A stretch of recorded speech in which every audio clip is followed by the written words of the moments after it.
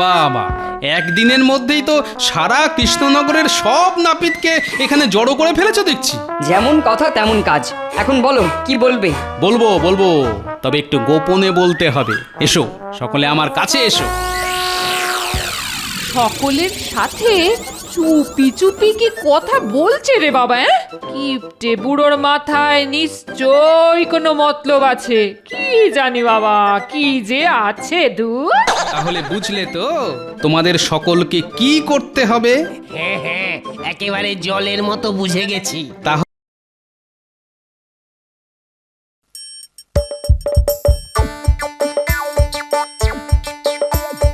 আসছে গোপাল, যাচ্ছে গোপাল, ভাবছে গোপাল, হাসছে গোপাল, আসছে গোপাল, যাচ্ছে গোপাল, ভাবছে গোপাল, হাসছে গোপাল। যুগের পরে যুগ কেটে যায়, মানুষ তাকে ভোলে না। যুগের পরে যুগ কেটে যায়, মানুষ তাকে ভোলে না। চলে না রে, চলে না রে, চলে না রে, চলে না, চলে না রে, চলে না রে, তাকে ছাড়া চলে না। কে সে? পরিচয় কি তার? হাসির রাজা, জ্ঞানের রাজা, রসিক রাজা গোপাল ভাঁড়। হাসির রাজা, জ্ঞানের রাজা, রসিক রাজা গোপাল ভাঁড়। হাসির রাজা, জ্ঞানের রাজা। গিন্নি, আমি চুলটা একটু কেটে আসি। কি বললে? চুল কাটতে যাচ্ছ? আহা, মুখে নেই গোঁফ দাড়ি, মাথা ভর্তি টাকের হাঁড়ি, ঘাড়ের নিচে বাবরি চুল, নাড়ালে দোলে দুল দুল। সেটা আবার কাটতে যাচ্ছে। আহা, একটা শুভ কাজে যাবার সময় টাক নিয়ে টিপ্পনি কেটো না তো।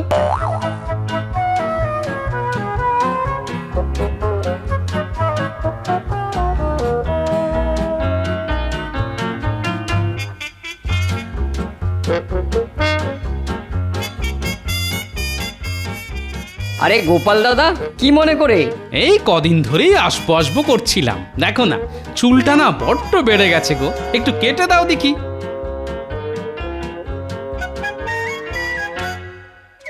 রাজসভায় আজ ছুটি পাওয়া গেছে, যাই টক করে চুলটা কেটে আর গোঁফটা ছেটে আসি।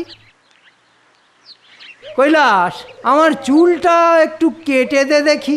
এই তো গোপাল দাদার হয়ে গেছে, এবার আপনারটা ধরবো। বাহ, চমৎকার হয়েছে। সত্যি তোমার হাতের কি গুণ গো, হ্যাঁ?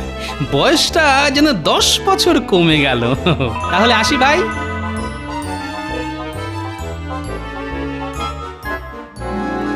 হ্যাঁ রে কৈলাস, গোপাল চুল কাটার পয়সা দিয়ে গেল না তো, ধারে কাটলো বুঝি?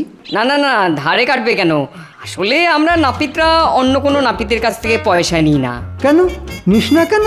তাই নাপিত সমাজের রীতি, বহুকাল ধরে এটা চলে আসছে। শুধু চুলদাড়ি কাটতে এলে হাত জোর করে বসে পড়লেই হলো। আর কালে কালে হাত জোর করার ব্যাপারটা উঠে গেলেও পয়সা না দেবার ব্যাপারটা রয়েই গেছে। কিন্তু গোপাল তো এখন নিজেকে আর নাপিত বলে মনে করে না, নিজের পদবি পাল্টে ফেলে ও তো এখন গোপাল ভাঁড়। ও ভাঁড়ই হোক আর গামলাই হোক, আসলে আমাদের কাছে গোপাল দাদা এখনো নাপিত। তার মানে মহারাজের কাছ থেকে মাইনেও নেবে, আবার নাপিত হবার সুবাদে বিনা পয়সায় চুলদাড়ি কাটার সুবিধেও নেবে। হ্যাঁ, দাঁড়া গোপাল, তোর ব্যবস্থা করছি। নে, আমার চুল কাটা শুরু কর। এই তো করছি। মহারাজ, আপনার কাছে আমার একটা নালিশ আছে। নালিশ? কার বিরুদ্ধে? গোপালের বিরুদ্ধে। বাবা, আমার বিরুদ্ধে নালিশ? মনে হচ্ছে মন্ত্রী আজ বেশ সেজে গুজেই এসেছে, দেখি কি বলে। বলো তোমার নালিশ। মহারাজ, গোপাল প্রতি মাসে আপনার কাছ থেকে গুনে গুনে মাইনে নিচ্ছে। হ্যাঁ, নিচ্ছে। কিন্তু কেন নিচ্ছে? সে আমার রাজসভার একজন বিশিষ্ট সদস্য বলে। অথচ রাজসভার সদস্য হওয়া সত্ত্বেও শুধু নাপিত হওয়ার সুযোগ নিয়ে ও একজন গরিব নাপিতকে দিনের পর দিন ঠকিয়ে যাচ্ছে। কিরকম? চুলদাড়ি কেটে ও কৈলাস নাপিতকে পয়সা দেয় না মহারাজ। সে কি? এ তো লোক ঠকানো। না না না, এ আমি কিছুতেই সহ্য করব না। গোপাল, বলুন মহারাজ। তোমার কি কিছু বলার আছে? এইবার বেটা কলে পড়েছে। একটাই বলার আছে মহারাজ, যা করেছি সেটা আমাদের নাপিত সমাজের রীতি। বাজে কথা ছাড়ো, তুমি কি ভুলে গেছো তোমাদের প্রত্যেককে যে মাইনে দেওয়া হয় তার মধ্যে ধোপা নাপিত সব খরচ ধরা থাকে? যদি রীতির দোহাই দিয়ে কৈলাসকে পয়সা নাই দাও, তাহলে মাইনের সময় গৌরকর্ম বাবদ পয়সাটা তোমার না নেওয়া উচিত ছিল। তার মানে তুমি দুদিক দিয়ে দুজনকেই ঠকিয়ে যাচ্ছ, এক আমাকে আর দুই কৈলাসকে। উনি বাবারে বাবা, কি চালু লোক, গাছেরও খাবে আবার তলারও কুড়োবে। তাহলে বুঝলেন তো মহারাজ গোপাল কেমন লোক। আপনার কাছে এমন ভিজে বিড়ালটা হয়ে থাকে যেন ভাজা মাছটা উল্টে খেতেও জানে না। আসলে কি জানেন মহারাজ, ওই যে কথায় আছে না, নাপিত মানেই ধূর্ত। মহারাজ, আমরা কিন্তু এর বিচার চাই। হ্যাঁ হ্যাঁ, বিচার করব। সে আপনি করতেই পারেন মহারাজ, কিন্তু মন্ত্রী মশাই যে সব নাপিতকে ধূর্ত বলে অপমান করলো, তার বিচার কে করবে? সে বিচার পরে, আগে তোমার বিচার। তোমাকে আমি 2 মাসের জন্য রাজসভা থেকে বহিষ্কার করলাম।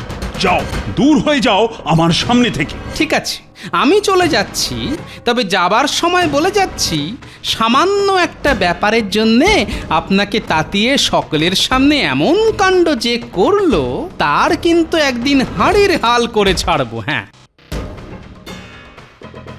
দেখেছেন দেখেছেন মহারাজ, গোপালের সাহসটা একবার দেখেছেন? ও আপনাকেও ভয় দেখিয়ে গেল। এই জন্যেই বলে পিপিলিকার পাখা ওঠে মরিবার তরে। ব্যাস শুরু হয়ে যাবে গোপালের চুল দাড়ি কাটার ব্যবসা। তুমি তাহলে আর রাজসভায় যাবে না? না। সারাদিন লোকের চুল দাড়ি কাটবে। হ্যাঁ রে, তাই কাটবো।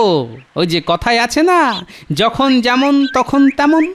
এবার বোঝ, কত ধানে কত চাল, ছিলি রাজার ভাঁড়, একদিনে টেনে নামিয়ে দিলাম নাপিতগিরি করতে। ও মন্ত্রী মশাই, আর চোরের মতো দূরে দাঁড়িয়ে কেন? নতুন দোকান খুলেছি, দেখে যান। এমন কামিয়ে দেব না, সারা জীবন মনে রাখবেন। কি ছিলে আর কি হয়েছ, তবুও তোমার বোলচাল গেল না দেখছি। শোনো, তোমার মতো ইয়ের কাছে চুলদাড়ি কাটতে না আমার বয়ে গেছে।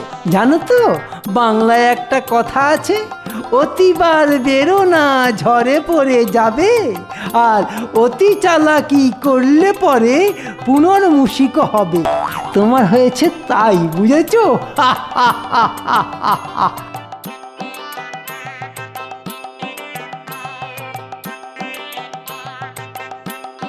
ঠিক আছে, কে কাকে ইঁদুর বানায় দেখা যাবে। তাহলে যা শুনেছিলাম তা সত্যি? শেষকালে তুমিও চুলদাড়ি কাটার দোকান খুলে বসলে? এতে ক্ষতি কি ভাই? জানো তো, কোনো কাজই ছোট নয়। তবু তুমি আমাদের থেকে আলাদা। তুমি গোপাল ভাঁড়, আমাদের এই কৃষ্ণনগরের গর্ব। আমি তোমাকে এই অবস্থায় দেখতে চাইনি গোপাল দাদা। আমাকে এই অবস্থায় দেখতে না চাইলে তো তোমাকে একটা কাজ করতে হবে ভাই। বলো কি কাজ? তুমি যা বলবে আমি তাই করব। তাহলে এই রাজ্যের সব নাপিতদের এক জায়গায় জড়ো করো। সকলের সাথে কিছু কথা আছে আমার। আগামীকালই আমি সকলকে এক জায়গায় জড়ো করার চেষ্টা করছি।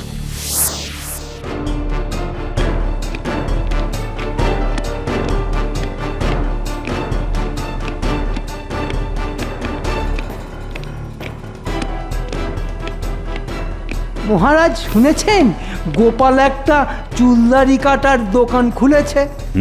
শুনেছি, কিন্তু কেন খুললো বলো তো? বুঝতে পারলেন না?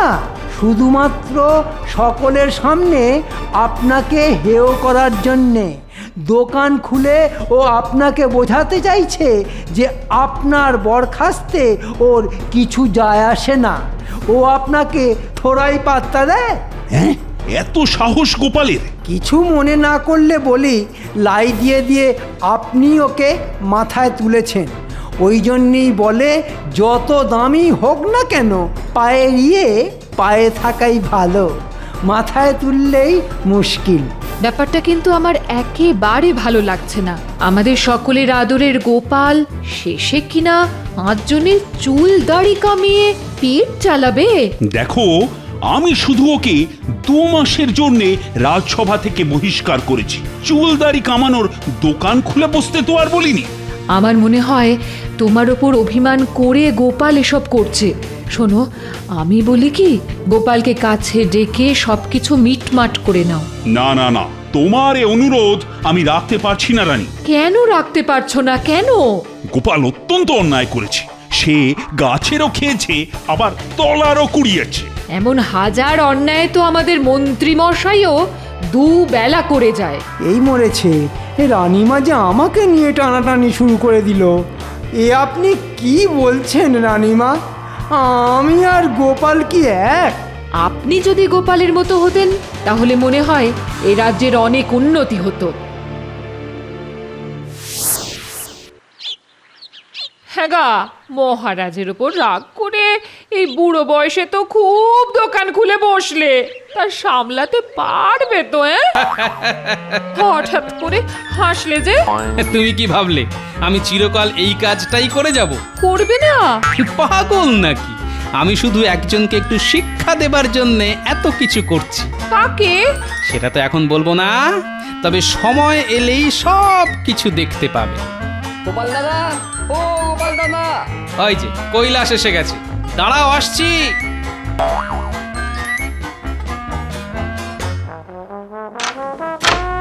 বাবা, একদিনের মধ্যেই তো সারা কৃষ্ণনগরের সব নাপিতকে এখানে জড়ো করে ফেলেছো দেখছি। যেমন কথা তেমন কাজ। এখন বলো, কি বলবে? বলবো বলবো, তবে একটু গোপনে বলতে হবে। এসো, সকলে আমার কাছে এসো। সকলের সাথে চুপি চুপি কি কথা বলছে রে বাবা? কিপটে বুড়োর মাথায় নিশ্চয়ই কোনো মতলব আছে। কি জানি বাবা, কি যে আছে দূর। তাহলে বুঝলে তো তোমাদের সকলকে কি করতে হবে? হ্যাঁ হ্যাঁ, একেবারে জলের মতো বুঝে গেছি। তাহলে সকলেই আমার কথা মতো। কোনো চিন্তা করো না, যা বললে অক্ষরে অক্ষরে সেটাই হবে। কাল থেকে এই কৃষ্ণনগরের আর কোনো নাপিত। থাক থাক, এই খোলা জায়গায় দাঁড়িয়ে এসব কথা আর বলতে হবে না। যা করার কাল থেকেই শুরু করে দাও। কি শুরু করতে বলছি রে? কি জানি বাবা, বুড়োর মতি গতি এত দিনেও বুঝতে পারলাম না দূর। তোর বাবা, এ তো আচ্ছা ফ্যাসাদ হলো। আজ 7 দিন হয়ে গেল খৌরকার আমার দাড়ি কামাতে এলো না। এদিকে এক মুখ দাড়ি গোঁফ নিয়ে আমি তো নাজেহাল। কি রক্ষী, আমার খৌরকারের সন্ধান পেলে? না মহারাজ, আপনার নাপিতকে কোথাও পেলাম না। আর শুধু আপনার নাপিত কেন, সমস্ত কৃষ্ণনগরে কোনো নাপিত নেই। সকলেই নাকি একসাথে তীর্থ করতে বেরিয়ে গেছে। হ্যাঁ, বলো কি গো? সারা কৃষ্ণনগরে একজনও নাপিত নেই? আচ্ছা আচ্ছা, ওরা কবে ফিরবে সেটা জেনে এসেছো তো? কবে ফিরবে সেটা কেউ বলতে পারলো না মহারাজ। তবে যতদূর শুনে এলাম তাতে মনে হয় অনেক দূর তীর্থ করতে গেছে। যেতে আসতে প্রায় মাসখানেক লাগবে। সর্বনাশ, মাসখানেক! এই ততদিনে তো আমার মুখ চুলদাড়ি জঙ্গলে ভরে যাবে। সেটা তো আমিও ভাবছি মহারাজ। এই দেখুন না, আমারও সারা মুখ কেমন দাড়ি গোঁফে ভর্তি। এদিকে আবার আগামী সপ্তাহে নবাব বাহাদুরের কৃষ্ণনগর পরিদর্শনে আসার কথা। তিনি যদি এসে আমাদের মুখ ভর্তি দাড়ি গোঁফ দেখেন তাহলে তো সেটা খুব লজ্জার ব্যাপার হবে। আমি একটা কথা বলবো? বলো বলো। বলছিলাম কি, আমাদের ওই গোপাল দাদা তো একটা চুল দাড়ি কাটার দোকান খুলে বসেছে। ওকে ডেকে আনলে হয় না? সেটা মন্দ বলনি, কিন্তু সে কি আসবে? কেন আসবে না মহারাজ? আমার মনে হয় আপনি একবার ডাকলেই ও আসবে। তাহলে দেখো, বলে কয়ে তাকে ধরে আনতে পারো কিনা। দেখো আমার চুল কাটা আবার তোমার পছন্দ হলো কিনা। বাহ বাহ, খুব ভালো হয়েছে। এই জন্যই বলে ওই বুদ্ধিমান লোক যেটাই করে সেটাতেই সোনা ফলিয়ে দেয়। এসো ভাই, বসে পড়ো বসে পড়ো। গোপাল দাদা, আরে মহারাজের খাস রক্ষী যে, বলো কি ব্যাপার? চুল না দাড়ি কোনটা কাটবে? আমার জন্য আসেনি গো, মহারাজের দাড়ি কামাতে হবে। কেন, আমি ছাড়া কি এ রাজ্যে দাড়ি কামাবার কেউ নেই? না গোপাল দাদা, কেউ নেই। সকলেই নাকি একসঙ্গে তীর্থ করতে বেরিয়ে গেছে। কথাটা তাহলে ভালোই রটেছে। এখন বোঝো মহারাজ কৃষ্ণচন্দ্র, কত ধানে কত চাল। শোনো ভাই, মহারাজকে বলে দিও যে নিজের দোকান ছেড়ে আমি অন্য কোথাও চুল দাড়ি কাটতে যাই না। মহারাজের যদি চুল দাড়ি কাটার খুবই প্রয়োজন হয়, তাহলে পায়ে হেঁটে আমার এই দোকানে আসতে হবে। হ্যাঁ, কি গোপাল এত বড় কথা বললো? হ্যাঁ মহারাজ, দাড়ি কামাতে হলে আপনাকে পায়ে হেঁটে তার দোকানে যেতে হবে। দেখেছেন দেখেছেন মহারাজ, কত বড় নিয়ম খারাম ওই গোপাল। এতদিন আপনার খেলো, আপনার পড়লো, অথচ আজ সুযোগ বুঝে আপনাকে কেমন অবহেলা করছে। কিন্তু এই এক মুখ দাড়ি গোঁফ নিয়ে আপনি থাকবেন কি করে মহারাজ? এক গাদা দাড়ি গোঁফের জন্য আমার তো সারাক্ষণ গাল চুল করছে। তাহলে যাও, যেখান থেকে পারো খৌরকা ধরে নিয়ে এসো, না হলে কিন্তু আমি তোমায় ছাড়বো না।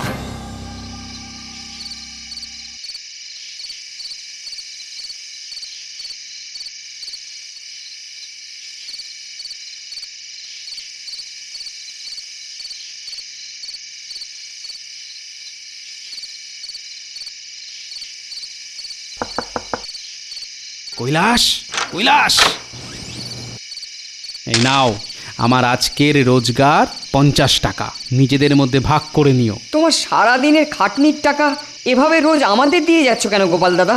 বারে, আমার এক কথায় তোমরা নিজেদের দোকান বন্ধ করে তীর্থে চলে গেছো রটিয়ে দিয়ে, ঘরের মধ্যে লুকিয়ে বসে আছো।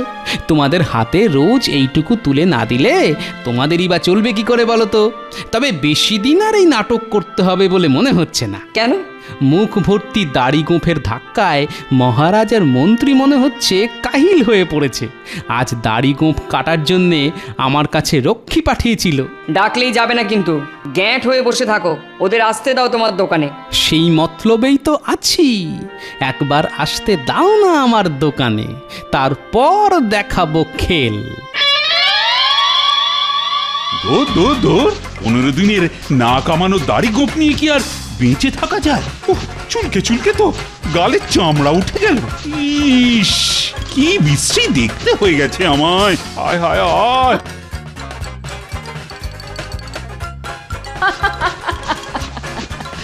যেন আস্ত একটা বন মানুষ।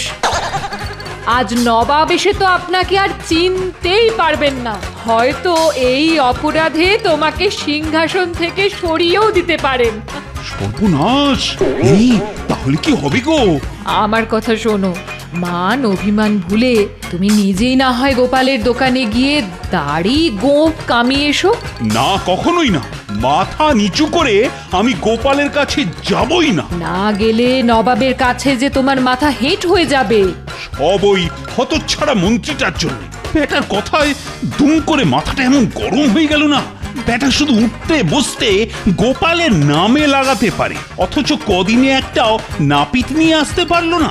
ঠিক আছে, আমি গোপালের কাছেই যাব। তাহলে বুঝবো তোমার সুমতি হয়েছে।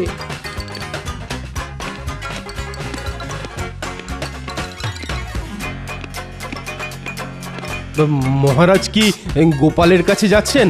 হ্যাঁ, তাহলে আমিও যাব। ওই চুলদাড়ির জ্বালায় একেবারে এক শেষ হয়ে যাচ্ছি মহারাজ। চলো তাহলে।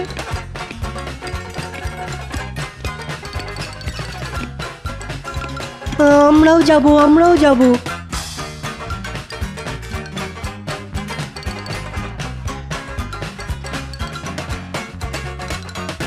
আমায় ফেলে রেখে যাবেন না মহারাজ, মাথার চুলে উকুন ধরে গেছে, না কামালে যে পাগল হয়ে যাব।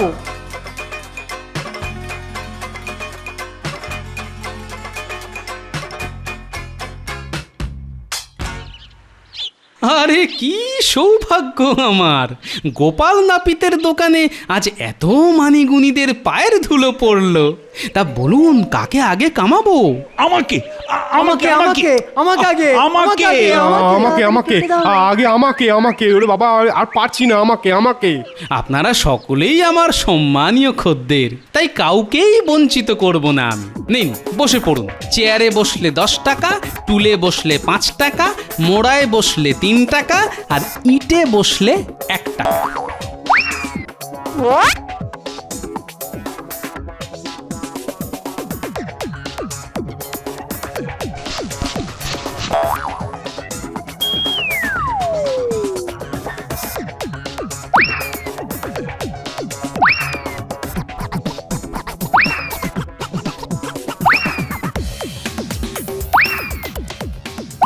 এ কি গোপাল, এক গাল কামালে কেন? আগে মহারাজ, আগেই তো বলেছি আপনারা সকলেই আমার সম্মানীয় খদ্দের, তাই এক গাল কামিয়ে আমি সকলকেই সন্তুষ্ট রাখলাম। চিন্তা করবেন না, এক্ষুনি সকলের অপর গালটাও কামিয়ে দেব। কি হলো? এই রে, বড্ড বেগ এসে গেছে। চিন্তা করবেন না মহারাজ, আমি যাব আর আসবো।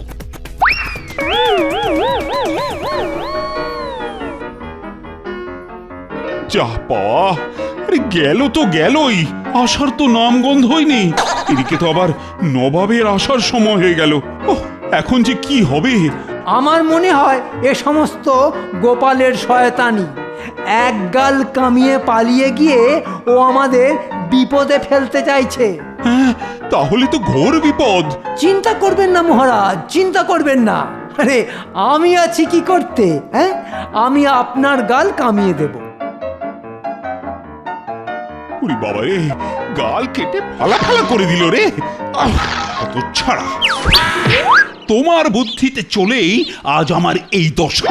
তাহলে বুঝতে পারছেন তো মহারাজ, কাকে আপনি মন্ত্রী করেছেন? দয়া করে আমার বাকি গালটা কামিয়ে দিয়ে নবাবের কাছে আমার মুখ রক্ষা করো গোপাল। হয়ে যাবে মহারাজ, চোখের নিমেষে সকলের গাল পরিষ্কার হয়ে যাবে। এই এই এই তোমরা এসো এসো এসো, সবাই এসো। গোপাল, তুমি আমায় বাঁচালে। তাহলে বুঝতে পারলেন তো মহারাজ, আমাদের নাপিত সমাজের রীতি ও একতা। এক নাপিত অন্য নাপিতের চুলদাড়ি কেটে যেমন পয়সা নেয় না, তেমনি এক নাপিতের অসম্মানে অন্য নাপিতেরা তীর্থে চলে যাবার কথা ঘোষণা করে দোকান বন্ধ করে দেয়। সব বুঝতে পেরেছি গোপাল। মন্ত্রীর কথায় আমার এই অনধিকার চর্চার জন্য তুমি আমাকে ক্ষমা করে দাও গোপাল। আজ থেকে তুমি আবার রাজসভায় আসবে। চলো গোপাল, চলো আমার সাথে, তুমি রাজসভায় চলো। কিন্তু গোপাল চলে গেলে আমার না কামানো গাল। তুমি যেমন দরকচা, ওটা ওরকমই দরকচাই মেরে থাক। চলে এসো গোপাল। এই আমাকে এরকম আধ কামানো করে ছেড়ে দিও না ভাই, তাহলে যে লোক সমাজে আমি মুখ দেখাতে পারবো না। গোপাল দাদা না বললে আমরা কেউ কামাতে পারবো না। হ্যাঁ, এটাই আমাদের নাপিত সমাজের একতা। আর মনে রাখবেন মন্ত্রীমশাই, নাপিতেরা বুদ্ধিমান কিন্তু ধূর্ত নয়, বুঝেছেন? ওরে বাবা, তাহলে আমার কি হবে রে? বলেছিলাম না, হাড়ির হাল করে ছাড়বো। সত্যি হাড়ির হাল।